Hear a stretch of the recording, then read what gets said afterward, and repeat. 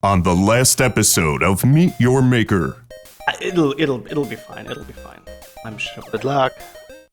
Well then, Get your pants. I won't, sir. I won't. See ya.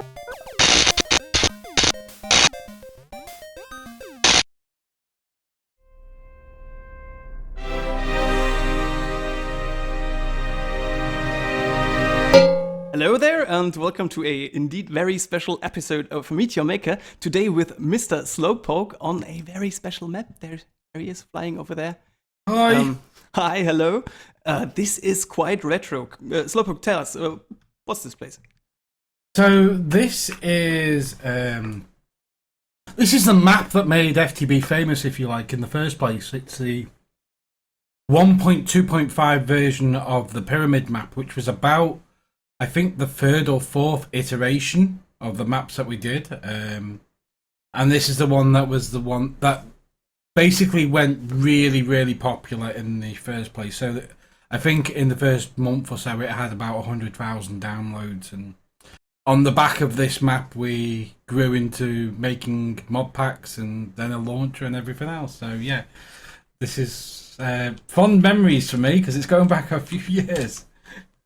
So this is basically the cradle of the whole FTP community, if you like. It's not quite the cradle, but it's certainly like the cool teenager, if you like. It was because we did things in different ways back then. There was no such thing as an FTB launcher. You had to install all the mods manually, and so people who were playing this map kind of had a little bit of technical knowledge going into it, and this was in the early days of Direwolf 20 and Minecraft modding, if you like, and so it was all very new. If you look at the mod count in this pack, I think it's something like 25 mods in this pack compared to the couple of hundred that we have in packs these days. So yeah, it was a much different time. Much different indeed. I mean, it's Yeah. so long ago. I don't even have a skin since Mojang skin changed. You look like Mr. Direwolf 20 down there. I do. My great idol, if you. Yeah. Well, maybe let's start. Take me through whatever this map holds in stock. Maybe we can take a look. At the Yeah, I mean, do you want to just go into the map, or did you want to have a little bit of a look around what we've got up here first? Well, maybe It's up to you. take me through what we've got up here at. Okay, so this area was built and designed as it was to accommodate multiplayer spawns. So in the original map, when you drop down, you kind of started like where you are going to be then, but we added this part here to accommodate multiplayer spawns, and the things that are on this map now are very, very simple. But back then, they were kind of complex for most people. So the lighting sequence of the lights in front of you here, you'll see them in a minute. They were quite difficult to do at the time. Like I said, in these days, like it's something that's very trivial with computer craft and other nice tricks that we have. But this is all very vanilla-esque kind of wiring back there. So that's kind of interesting. If you come back into the starting area, you will see some little red herrings. So in this chest here, there's a little broken pickaxe, and if you come up the stairs behind you, this was designed to be, if you ever died, then you could stand on this plate, and there's a 5-minute timer, so you have to literally stand on the plate for 5 minutes in order to get the items that would allow you to continue the map. And if you step off that plate at any time, then the timer resets, so you have to wait another 5 minutes before you can carry on. It's an interesting mechanic. Yeah, we wanted something that would be like a proper death mechanic. We wanted death to actually mean something, so that you didn't just jump off the bridge, jump into the void, come up here, get a whole new lot of new stuff, and carry on. There wanted to be a penalty of some description. So we added this little 5-minute timer in. And again, this is all kind of old school, using red power, which isn't even around these days, and things like that. It's Yeah. I presume I don't have to sleep. I'm already linked No, to this you bed. should be fine. Yeah. All right, then. So if you come through the door, when we first designed this, it's actually bringing back the memories. What I wanted to do was kind of give the impression of a Formula One start. If you've ever seen a Formula One race where you've got the 5 lights. I come from before the Michael start. Schumacher country, so. So you can read the rules here, and then there's a little button here on the left that you can just press, and that will start off the event. Hopefully. Let me read. There you go. So, oops. Oh. Oh, sorry. I didn't slow realize you were reading. reader. But bye. Oh. All right, half a heart. Yeah. So the idea here was the pyramid is basically nothing more than a monument. It's there as a place to give you a direction, if you like. The main crux of the map is where you start now. So you've got a little bit of a cobblestone base, and you've got a chest, and it's kind of like drawing on inspiration from what used to be called skyblock maps, which were kind of like this, but not the same. And inside the chest, you should find a couple of items: a philosopher's stone and a water source block, and a couple of little bits and pieces. Maybe some bone meal, I guess. Yes, and sapling a and lava the mushroom. block. No, there's no lava block. Somebody's taken the lava block out then. No. Definitely would have been. I can get one that for was you, I guess. that was quick. I guess. May I check? Wasn't the lava in the hidden chest in the nether? It might be on this map, or I can't remember. It shouldn't be. It's been a long time since I've done this bit. Let's go have a look. Oh, you're right. It is down there. That's fine. No, I don't mind saying burp. Well, it's been a long time ago. I'm so, very famous for having a very, very poor memory. Like, I really do have a poor memory.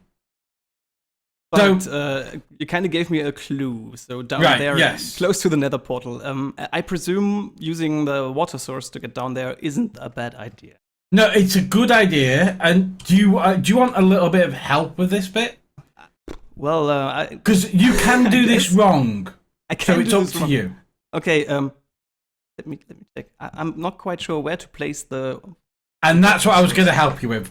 Yeah, With give me a where hint. to place Maybe it. give me a hint. Right, so we designed it, if I remember rightly, that if you place it on the point furthest away from the pyramid, so you don't want it actually on the top, you want it on the side of this block here, and then dropping down. I think that's the right place. That's it perfectly. And then wait a second before you go down it, because that does take a bit of time. And I think that's in the right spot. I'll be careful and leave the stuff in the chest. All right, let's try this. So yeah, the goal of this was to give kind of a purpose to the nether, because you do need it a little bit, but you don't need it a lot in this map. So I do enter the nether gate, or That's up to you. We don't tell people what to do. Okay, here I am. And here is absolutely nothing. Exactly. It's yet another Void World. So what we had for this, the guy who makes the Forge mod, Lex Manos, he made a mod for us called Why You No Make Good Map, I think it is. And basically it just sets everything to a Void World. Just because in the early days, what people probably won't know, before we had that, we had to MC edit this place. And we cut out a huge void, so that meant if you actually went out far enough, you would go back into the nether. But in these more advanced days now, there is no nether. It's just a void space. When you think about those early days and the guys you were with, are most of them still around? Who left the community? Who entirely missed? Maybe any particular name that comes to mind? There were several people who were involved along the way.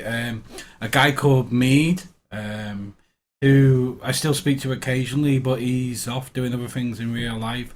One of the biggest influences is a guy called Targ, also known as Nathan Gilbert, who used to work with Mojang and was one of the founders of Bucket, actually.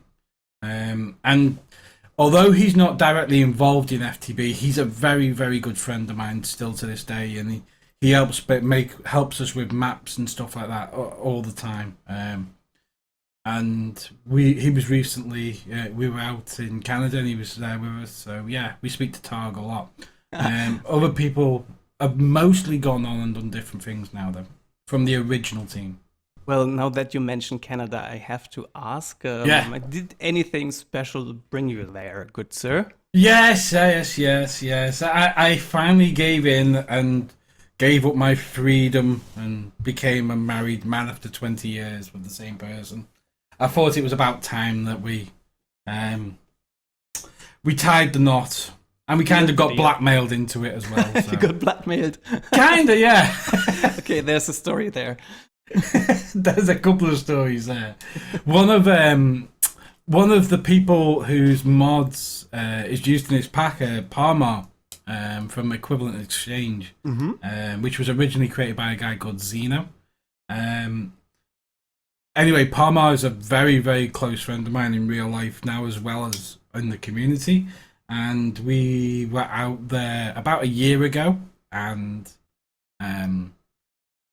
I'd been with my partner, Lynn, maybe 20 years. No, about 19 years at this point. And they were going on at us about why we weren't married. And I said it didn't make a difference, because even if I did want to get married, I'd never get Lynn into a dress in the first place, because she just doesn't wear dresses at all. So Parmar's wife turned around and said, okay, if we can get Lynn into a dress, would you get married? And I'm thinking, never going to happen. Said, yeah. And about an hour later, they came back from the shops, having tried on and purchased a wedding dress. So I was kind of like stuck at that point. Like, I'd agreed to get married if they got a dress, and they got a dress, so we got married. But I don't regret it, obviously, for a second. It was amazing. And you spent your honeymoon in Canada. We spent a couple of days of our honeymoon. We went over to Niagara Falls, which was incredible. I'm hoping we only managed to get a couple of days because life is very, very hectic at the moment. But hopefully later on at the end of the year, we'll be able to go away for a week or so. Sounds good. Yeah. So let's maybe continue even get a bit further. Our ongoing quest Okay. on finishing this map. There is some sort of contraption. You could jump. And you mean like to death? Well, if you look here where you're on this side of the platform and look down, you can, if you come out right far enough, you might see something underneath you. Ah. Oh. Ooh. All right. So the dark matter pickaxe is kind of, it's a bit of a troll. Because in Minecraft terms, it's extremely powerful. Like, it really is an extremely powerful item. But in the terms of this map, it's practically useless.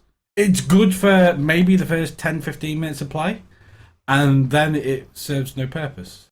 Whew. I guess I could have been a little smarter about that, not using the obsidian. You could have been. Well, I guess I take the water elevator back up again. Yeah. Is it okay if I ask you some, well, it won't be too controversial, but along You the can lines ask of... anything you want. I am not scared of controversy in any way. Oh, that's good to know. You literally, if there's something I can't answer or won't answer, I can just say I can't answer that. But you can ask pretty much anything. There's not much that I won't answer or talk about. There's nothing too controversial to ask, to be honest. Oh, there is. You just don't know about it. Well, maybe we can turn this around and you tell me the controversial stuff without me asking. It's ancient. Most of it is ancient history. Well, from what I gather, everybody is throwing around the word drama quite easily these days. But yeah, drama these days is actually kind of tame. The Minecraft community these days is not too bad.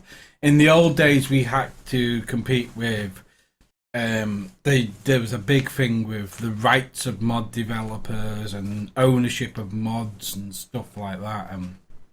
How important was the role of FTB and the guys around you and yourself in developing these, let's say, standards for the community?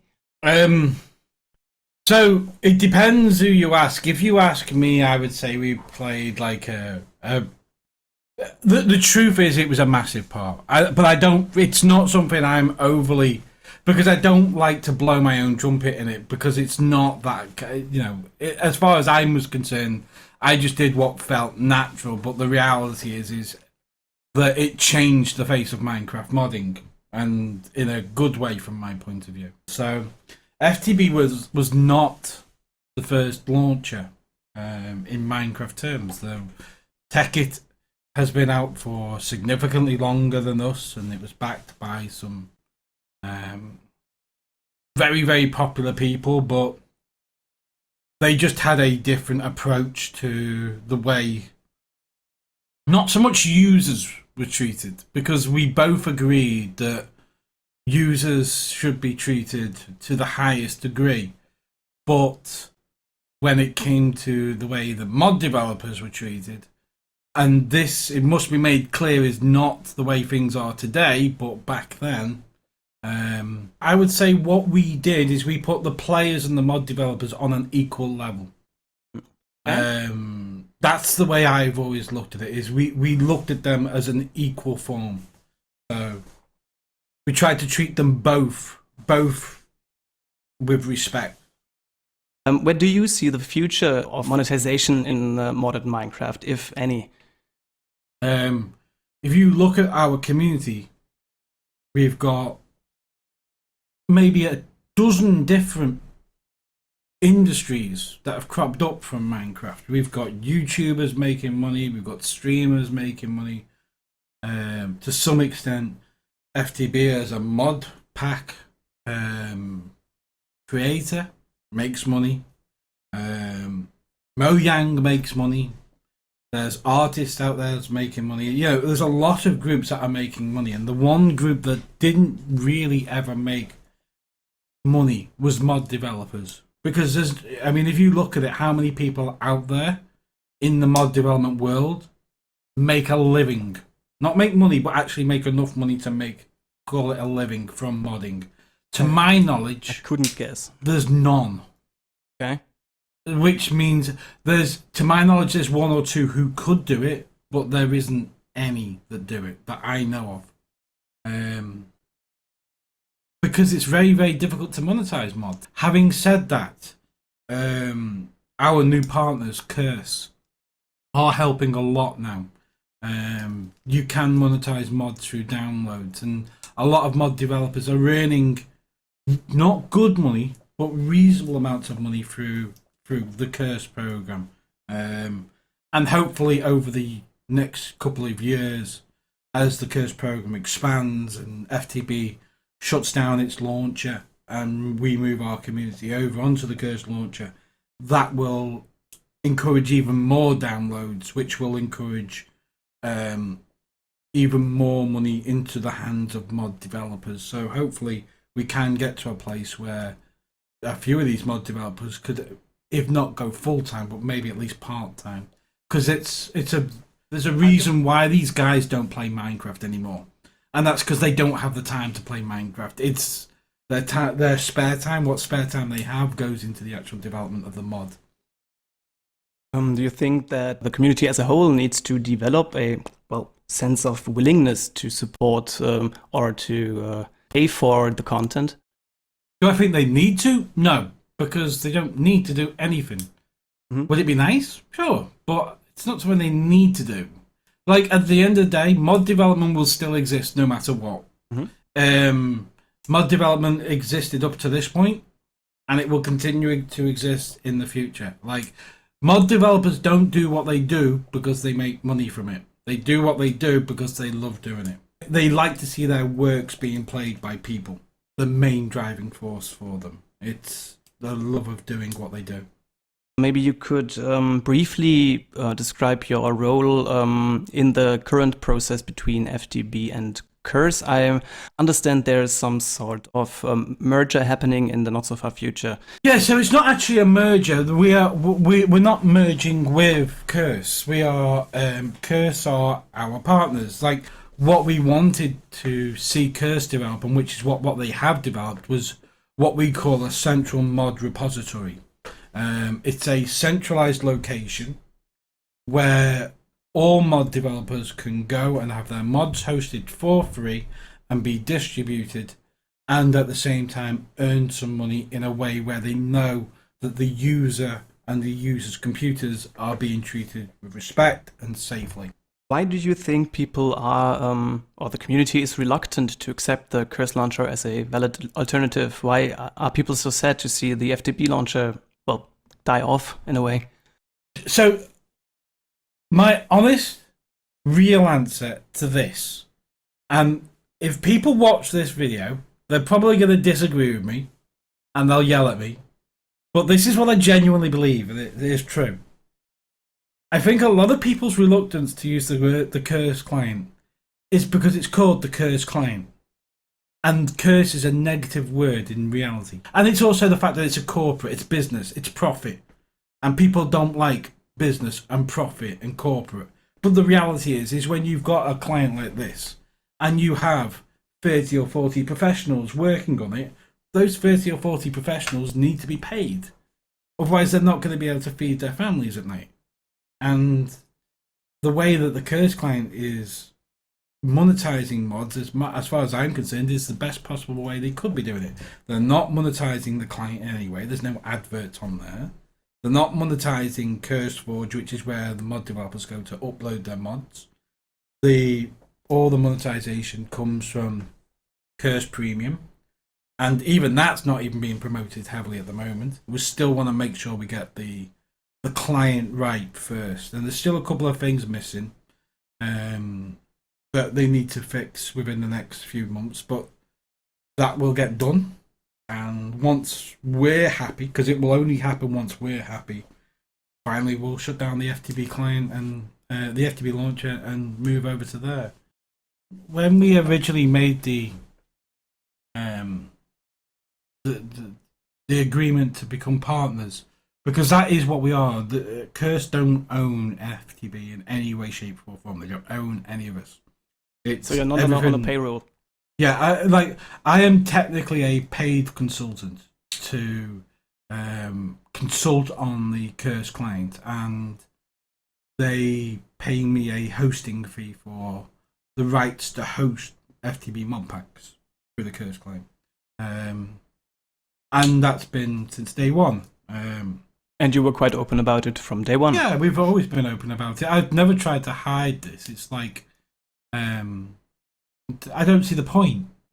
Like, it's not a secret as far as I'm concerned. I would have loved to have kept it FTB completely independent, but the reality is we just didn't have the resources to continue to grow and develop. And like now we do. We have a full-time paid employee whose only job is to develop mod packs. Is that the future of the of FTB as a mod pack So brand? the future of FTB is actually one of the few things I can't talk about in this interview. No! There are some major plans, and Spoil me a little, good sir. let's just say I there's no real way to talk about it. Because if I talk about it, it will spark certain things off, and we're not quite there yet. At Minecon, Equivalent hopefully- exchange is going to be finished. pardon? No. So what I can say is we are getting out of the business of launches. We are going to be focusing on mod packs. But that's not all we're going to focus on. We have got some new directions that we want to go into. We are going to be doing some new things. They're currently in development and they should be out soonish. We want to make sure it's done right. So I'm really, really excited. Like, the future for modded Minecraft is going to be really, really cool. There's some things that haven't happened before that we want, and we think it's the right time to happen. But we'll talk more about that at Minecon, I think, hopefully. That sounds amazing. I consider myself properly teased. Yeah, yeah. I'd love to tell you, but I'm literally not allowed to tell you. Like Legally. I shouldn't have said what I've said, but no, I'm fine. I can say what I want. My point to it is this: is we're not standing still, and we're not just relying on what we have at the moment. We can't do that. Like at the moment, as soon as we lose the FTB launcher, that's a big chunk of FTB's DNA. Yeah, gone. Exactly. And we need to replace it with new things, and we need to keep evolving and changing and developing. Otherwise, we'll stagnate. And it's something that it never quite hit me until recently. Like, it really didn't. Some people would say I'm kidding myself, and maybe I was kidding myself, but I never created FTB to be what it became. It was, and I'm probably the worst person on the planet to do what I do. Like, and it just kept growing and growing and growing and growing, and more YouTubers and streamers came on, and I was basically along for the ride. Like, literally. Like, I'm not a businessman, I'm not a salesman, I'm just some guy who made a map, and I was just doing my very best to keep it all together. And the one thing I wanted to do, and the one thing I insisted on doing, was maintaining our values. But when we built the original FTB launcher, one of the things that I was really insistent on these guys doing was making the launcher accessible to more than just FTB. There's more mod pack makers than there is mod makers. Mm-hmm. And that's just the reality of it. And it's been fantastic for the community because we've seen some incredible maps, incredible mod packs, amazing gameplay that would have never existed if we hadn't have given this ability for anybody and everybody to come along and make mod packs and distribute them and get them out there to people as easy as it possibly could be. That is certainly the magic of modded Minecraft. Yeah. A story and a book that you, sir, helped write. A bridge is forming magically because this interview went way too long, didn't it? Not sure whether you realized, but I totally screwed up the bubble gen. Yes. I'm coming over to the pyramid. So this is the beast, right? It's called the beast, and you feed it somehow, and this is what spawned the whole brand name. So if you look on the signs here, each of these in these tunnels has got 9 signs, and they have items that you have to make. Mm-hmm. And the idea is you have to give the items in, and in return you get an item back, like maybe a piece of copper or a piece of iron. Okay. And that would allow you then to make the next tier of items, if you like. But before you could do that, you had to give something in to get something in return. So in the original map, it was just a chest. And the idea was you put an item in the chest, and the item would be taken out of the chest and replaced with a new item, which you could take and then use. And that's kind of where the Feed the Beast name came from. You were feeding an item in. And I know it sounds kind of silly, but I was looking for something where the initials work and didn't sound daft.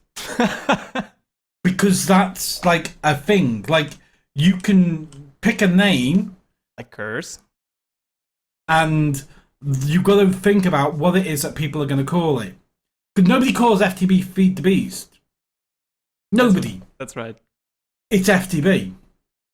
99% of people don't even know what FTB stands for. And of those 1% that do know what it stands for, I would guess another 99% of them don't have a clue where the name came from. Because it's just FTB. And that's the brand. And that came into our thinking about when we were picking the name for FTB. Because we knew that we would have to pick something that would be easy to remember and would roll off the tongue. But the feeding the beast is the feeding the items into the chest. That's where the name kind of developed from. If you see this little item underneath me, you won't recognize this. But basically that will suck up items and drop them into the system. Okay. And what we could do, because I imagine you're not gonna see this, but we could spawn one box in, I guess. So Okay, so we did spawn in all the necessary stuff for completion of one of the outside rooms, the quests, which is named Where the Story Begins, right? I believe so. Okay, so how does this work? I just drop. If you just drop it on top of that, so just press the Q button, There we and go. you'll see the item is just taken up.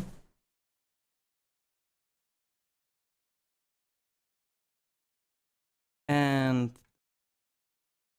fairly certain that should There be you go. Oh, there we go. So that first light came on, Yes. and then the idea now you've got that in a minute, it will spit out. So, this is all redstone. Wait. You need to get back up. A chest appears in the top. Oh right, yeah. If you come out of here, and you go down the tunnel, if you go right up to the top, you'll see that there's now a chest there. There we go. So inside there will be a chest. Yeah, with one piece of redstone. Exactly. Now you would use something called a transmutation tablet, which is from Equivalent Exchange, and you would teach the transmutation that redstone, and that would basically allow you to convert cobblestone into redstone. I bet everybody has seen his favorite YouTuber or streamer abuse the mod at one point or another. Looking at you, Soren. Yes. Actually, do you know who came up with the biggest exploit? No, tell me. I think originally, was it Ether? I believe. But yeah, it basically turned the game into creative mode. But the point of this map was, and a lot of people didn't quite get this, it was never the challenge of this map to gather resources. It was the building of the infrastructure, which was what the challenge of the map was, not the generating of the resources. We didn't want it to be hard to gather the resources. We wanted the challenge to be in creating the correct infrastructure and enough infrastructure in order to beat the map. Like the final challenges up here, which was the Fires of Hell, which was all of the red power tools. That's that's a lot of infrastructure required to make those 9 items. A huge amount of infrastructure, because this is in the days before like Sky Factory and Agrarian Skies and all of that type of thing. Well, but, yeah. This has certainly been an interesting look back for me as a relatively new addition to the community. My camera guys certainly had a lot of fond memories that they were sharing with me all the time. Thank you for stepping by. Maybe one last question to you. Where do you see, or maybe what are your wishes and your aspirations for the future of modded Minecraft? Maybe a look into the far future. Where do you see us in maybe 2 years' time? So that's something I can answer. And I've been saying something for the last 6 months.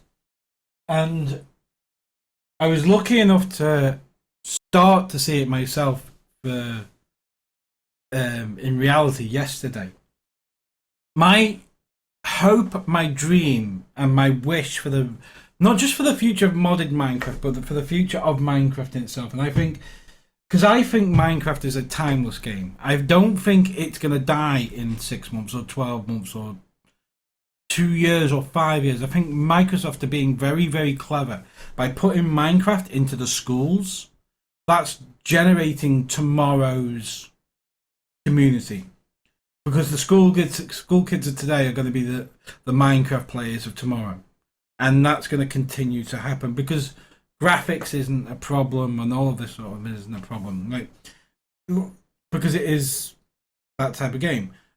So where is the future? In my eyes, the future for Minecraft is in VR and AR. Augmented reality and virtual reality. I think the HoloLens, which Microsoft are doing, is going to play a very cool part of it. But I also think that the Oculus Rift and the HTC Vive are going to be amazing in the future for Minecraft. I'm dreaming, I don't know, you may not have experienced this, but some of your cameramen may have done. There's a map series out there called Super Hostile. Super Hostile is one of the inspirations behind part of FTB. The monument from FTB was inspired from the monument of Super Hostile. And my point to that is this. The Super Hostile maps were amazing. They were absolutely insane. There was one called Kaizo Caverns, which I will never forget. And it had one particular scene where you walked into this huge cavern that was lit up. It was amazing. It was incredible. It was breathtaking. And then I imagined that in VR. And I think, oh my God, what we see today in Minecraft is only a fraction of what we could see tomorrow in virtual reality Minecraft. I just think the creativity that we could get would be mind-blowingly good. It will allow anybody and everybody to create whatever they want in an environment like VR, because we can't all program in Unity or the Cry engine or some other game engine, but anybody can build in Minecraft, and because it's not complicated, it's just building blocks. It's Lego in a computer world, and that's my hope for the future, is to see virtual reality and augmented reality to become mainstream, and to see Minecraft to become a major part of those two. This has been a fun episode. Thanks for stepping by. This is it. Signing off. Innuendo for Meet Your Maker. Have a nice evening. Bye bye. Who might be the guest for the next episode? We may never find out. Or we could tell you it's going to be Mez.